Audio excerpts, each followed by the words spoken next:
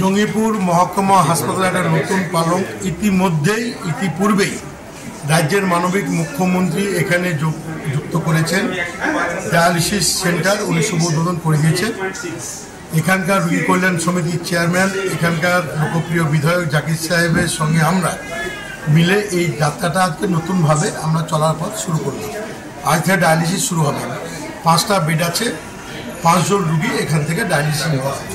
এটা তো স্বাভাবিক যে সরকার এত কষ্ট করে আমাদের সীমিত ক্ষমতার মধ্যে কেন্দ্রের অর্থনৈতিক বঞ্চনার পরেও আমাদের রাজ্যের মানুষকে স্বাস্থ্যক্ষেত্রে পরিষেবা দেওয়ার লক্ষ্যে একের পর এক উনি পদক্ষেপ গ্রহণ করছেন। যদি আমাদের ভুলে বা যে কোনো কারণে সেগুলো যদি নষ্ট হয় সেটা তো দুঃখের এবং যন্ত্রণার।